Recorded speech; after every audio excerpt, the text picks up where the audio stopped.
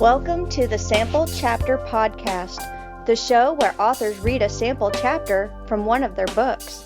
Here's your host, Jason A. Meiske. Hello, Sample Chapter listeners, and welcome back.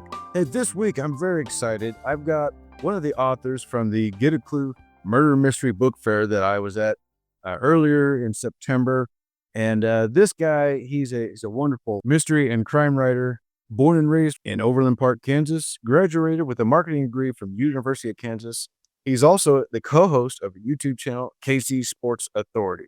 He's a very busy guy, and I'm really happy to be able to bring him on here.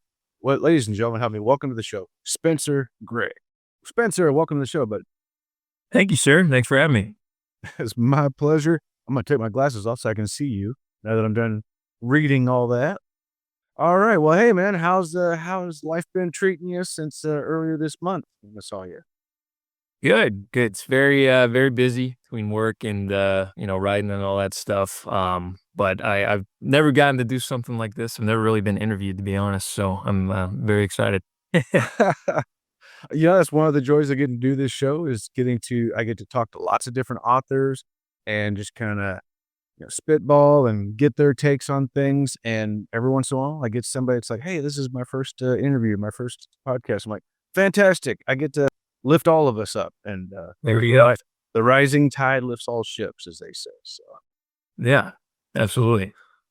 Well, tell us a little bit about some of your writing background. I know you had always been interested in it. You said you went into college and you were doing some writing on the side. What was your background in writing? Like, what got you interested? Yeah. Well, originally my degree was in news and information of journalism. So I was really interested in going to the broadcasting field or the newspaper field. Didn't end up doing that. I took a couple classes on it. Worked for the school paper. Didn't really have an interest in that. But I've always loved, like I'm a big reader, movie, TV guy. So even when I was younger in like middle school, high school, I tried writing books. I did write technically a full book in 7th grade, but it ripped off the plot of, what did they rip off? American Werewolf in London. That was one of like my favorite movies in middle school. Late they ripped it off, so I'm not going to count that. But that really got me interested in it. And then by the time I got to college, I feel like I had enough time with the way my classes were set up to really devote to it, to pre-write, to come up with a structure. I was taking really great classes. I had great professors at KU for creative writing. They were just my electives, but I ended up enjoying those more than really any class for my major or anything like that. And since then, since I graduated now, I try to just do it on the side on the weekends after work. And I really can't go long without writing now. So it's been a very long journey to get here. Well, that's awesome though. And I love how I can relate to that you're kind of writing in the cracks of life. To quote Ryan Pelton is another previous guest from years ago. Yeah. And that was one of the things he loved to say is just writing in the cracks of life where you get the opportunity. Do you find any trouble getting back into your story, or is it just kind of like when you open it up, you're like, no, I'm back in it? Yeah. I actually took a kind of a hiatus. Arguably during the worst time for me to do that was it was during the pandemic when we were all on lockdown. I should have been cranking out like a trilogy during that time. But for whatever reason, I fell out of rhythm, didn't really write for about 2 years. And then it took so long to get back into the first book that I had already finished. It was really about editing and rewriting and stuff. Took me a long time. And then I finally got that published. And my second book, I wrote about 50-ish pages in college, hadn't picked it up in 2 years. I was like, I don't even know if I can do this. And it took me about 20 pages of like I didn't really know where to go.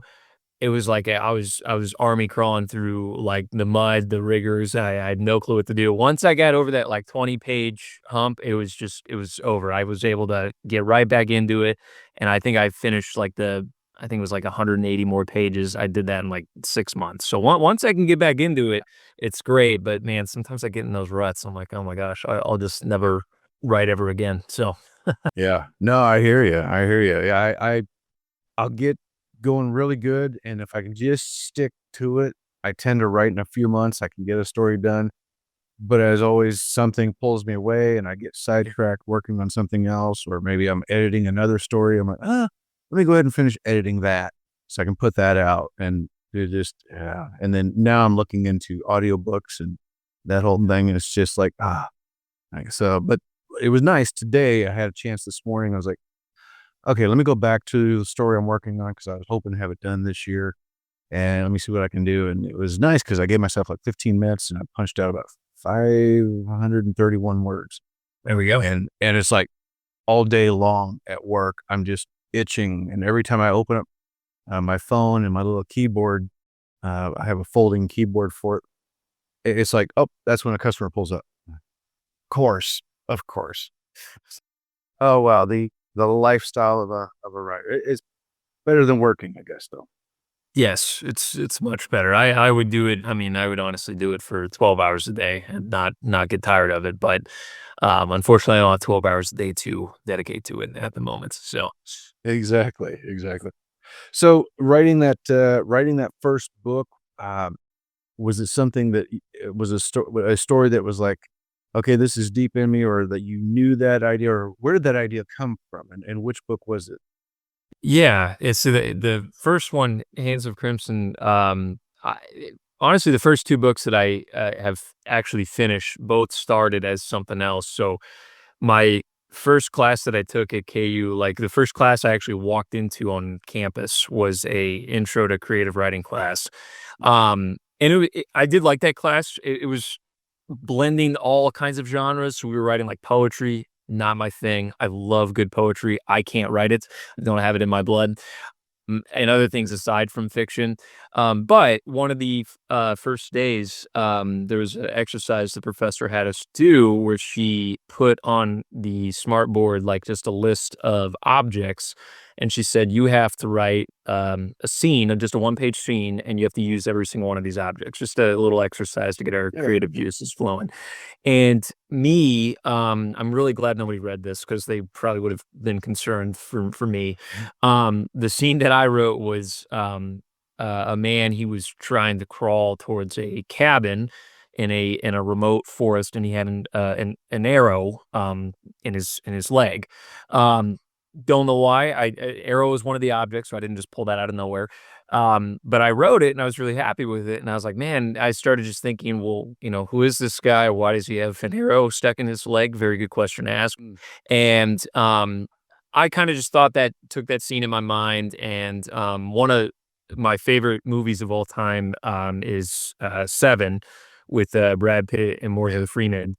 And I took a lot of inspiration for that, and that kinda helped me craft, the story around that scene, and that scene actually doesn't show up until, I think, like, 3/4 of the way into the book, so I had a lot to, build up to that. I had a lot of, foundation that I wanted to lay. So that was how I got started on my first one, and then the second one kinda was the same thing. It started off as a short story for another writing class, and I liked it so much that I wanted to continue it. So coming up with ideas after those 2 was, a little bit more challenging at first, but I'm back in a group where I can do that. But, so I got a little lucky with the first 2 that I had something to start me off. Well, that's really cool though, and it's good that you were able to still incorporate that original scene you had into the story later on. And Yeah. I'm kind of the same way where I get the idea, whether it's some kind of a dream, and I wake up and I'm trying to figure out what was that about, and it sticks. It's like peanut butter in my head. I can't get it all out of there, and I just start rethinking it and thinking about it, and all of a sudden the world starts to open around it. And when I can't shake it anymore, that's when I start pulling out the pen and paper and like, okay, let me map this Right. where it's going to go. And it's nice when you can take that scene and actually like, yep, that's going to be right here. That's Right. chapter 12 or whatever. And whether we know it's going to be there or maybe it's the opening scene to raise questions, who knows? But that's cool. You're able to incorporate it into Yeah. the story. Now, I also noticed that one of the books takes place in Kansas, the other one takes place in New York. A little bit of a difference there. Where? I know you're from Kansas. Uh, Overland Park area. So, how'd you get the inspiration for New York?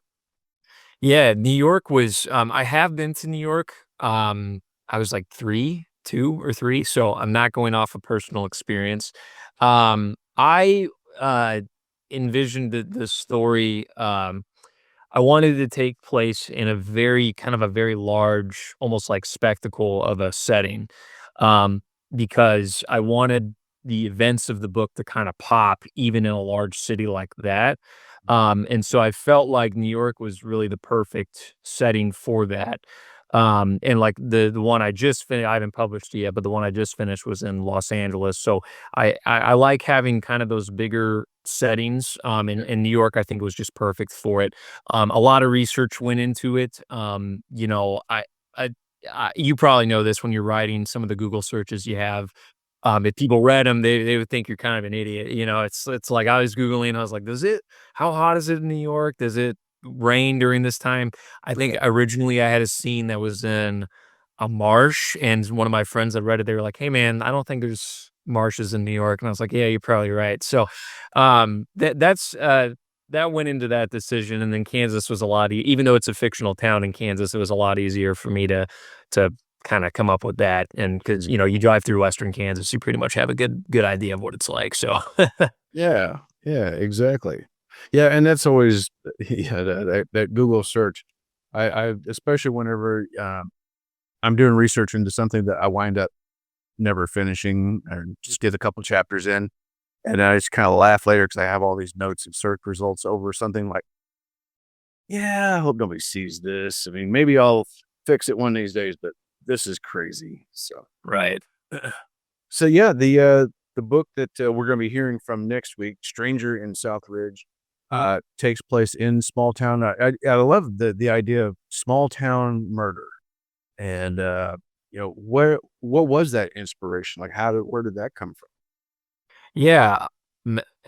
One of my fraternity brothers in college, he's from a town called Liberal, Kansas, and it's very close. I think it's like 30 minutes from the border of Colorado, and he told me a lot about growing up in that town.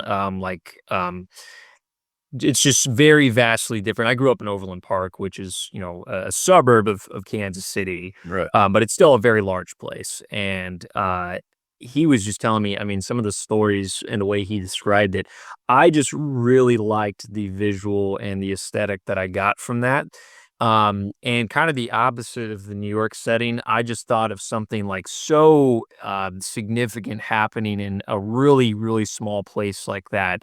I really liked it, and I really wanted to explore that further. And I don't know why, but it just the setting really worked for that kind of murder mystery genre because it's very small, it's very enclosed, almost like claustrophobic, and you can't really run from anything there. I mean, if you're dealing with something or you can't really go anywhere, right? So Right. uh that's where the main inspiration came. And I actually had him, he was one of my beta readers for, I think, not only my first book, but he read the first, I'd say 40, 50 pages of the second.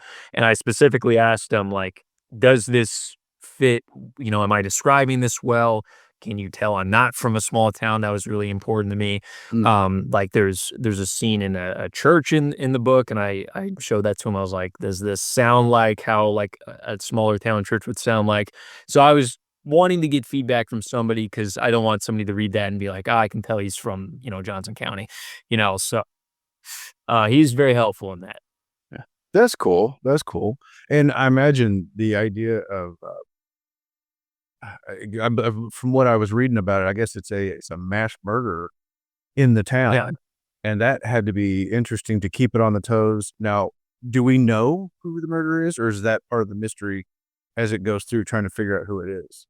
Yeah, yeah. So obviously no spoilers here, but the way it was set up was 30 years prior to the start of the book. There was a serial murderer that was never caught, but they stopped killing, and then when the book starts, killing had picked up again. So the whole point of it is it the same person? Who was the original person? If it's not the same person, who's the new person? So there's a couple of different layered mysteries that I wanted to incorporate in there. And a big plot point of the book is a specific person and whether or not it's them or not, which it gets into that relatively quick. Hmm. Yeah, I've always loved like whodunit and stuff like that. So it was very fun to write. That sounds cool. Yeah, that sounds really cool. I'm gonna have to grab that one up myself. So, and it sounds like, given your history and you're talking about, Werewolf from London and Seven, so mystery and crime just kind of really fits in with you, and the monsters part of it. I mean, a serial killer like that. Uh, have you thought about doing anything beyond that? Did you ever think like, oh, maybe sci-fi or a comedy or something, or is it just like, nope, I like these thrillers? Yeah, I have thought about it so far. The third one that I just finished and the fourth one that I just started are still mystery thrillers. It is very hard to get away from that genre because that's what I'm most interested in. Um, I have very loose ideas for like fantasy and stuff like that. Some of my favorite pieces of fiction in ever created are fantasy, like the Lord of the Rings. I You can't see it, but my key holder is an outline of the Fellowship on the mountain. That's like my favorite piece of art ever created. So I love that genre. The only thing that I know would clash with me is I always tell everybody, do not ask me for advice on pre-writing because I have a little brown notebook that I just kind of put chicken scratch in. I have a loose idea of the plot and then I kind of just go with fantasy, and this is why I really respect fantasy authors. I know the world building and the pre-planning. I mean, you're creating lore, you're creating history, you're creating sometimes a planet. That's a lot more than I'm used to. I think probably could do it, but it would be a very big departure from what I'm used to. So maybe one day at a certain point I'll make that switch. Yeah. Well, and that's fascinating. So yeah, so you're not really mapping it out. Some of what you're writing sounds like is a surprise for you as it goes through. Yes, which is fun at times. Other times it gets me in trouble. I have a very loose outline. I draw a giant M, and I have at the bottom of the first branch, I have the beginning. At the top of the first kind of peak, I have kind of the first turning point, and then at the bottom is kind of like my rock bottom for protagonist or whoever. And then the second peak is kind of the climax, and then obviously falling down to the resolution and I can just repeat those zigzags as much as I need to. That gives me a rough idea on what I want to do, but I've really found it fun that like for example, my first book, I was writing maybe the first fourth of it, and I got to a scene where I introduced a character and I said, "Man, I really like this plot point." And because I'm not like really confined to a really strict pre-write, I had the flexibility and the liberty to just kind of take it that direction, and it added a whole subplot that I never even really thought I would be doing at the beginning. And same thing with the second, same thing with the third. So I do like doing that because I kind of allow the book to kind of go where it wants to go, and then if things don't make sense or if I have continuity plot points, I can go back and fix those, obviously. But I could never get away with that with fantasy. I would be very much in a rough spot there. I couldn't either. In all of my thrillers that I write, I same kind of idea. It's like I have my ideas. I've got a few notes and written down some things like I would like to include this, like to do this, Right. but I like to explore as I go and see Yeah. where it takes me. And same things. Every once in a while, a character gets me in trouble, and they start telling their own story. And eventually, I'm like, okay, yeah, there's 2 chapters that are going to come out, and maybe I'll use that in another story or something like that. But like, let's reel that in a little bit. Interesting, but it doesn't do it negates everything else I've already written. Right. So yeah, but I've got that Bandit series though. That was one I've learned by the time I was writing my halfway through the second book. I realized, all right, I'm making mistakes here because I don't remember some of my own lore. And you know, they started in like, oh yeah, they started off. They were going to go to Kansas City. Now they're on their way to Springfield. Wait, why were they going to Kansas City? They were supposed to be in Springfield. Like, what am I doing here? I had to go back and I finally had to start mapping out. All right, book 2, they're doing this, and then Right. and kind of go about it. Book 3, they start here, they're going there. This general idea was going to take place throughout that book, each one of those, and then from there I can kind of step back. Okay, let's proceed with that in mind. Right. I still like to explore with it, but yeah, I can't, I got to have that notebook reminding me too, like, oh, wait, what was that character's name and this character's name? And Right. it was nice to have that third book done. And then now I'm back into writing a thriller. It's just kind of freeing again. Like, oh, yes, let's explore. Let's find a way. Ooh, blood. Yay. Right. Yeah, I mean, the Southridge book, I did not notice this till the very end. For the first half of that book, I called it, like, what did I call it? I think I called it, like, Southbrook or Southtown. Like, I called it a completely different name, and I reread it, and I was like, something's not adding up here, and then I realized, oh, it's the wrong name of a town that I made up, and I still got the name wrong. So, it's, yeah, definitely can get me into trouble, but that's why you rewrite and you hire somebody to edit and all that stuff, so. Absolutely. Absolutely. So, what can you tell us a little bit about what you're working on now? Yeah, yeah. So the third book I just finished, it's another thriller. It's called A Time for Mourning. It's in Los Angeles. It centers around a group of advertising executives that they go out celebrating one night. They just landed an account with a pharmaceutical company. They wake up the next morning. A couple of them are dead. One of them's missing.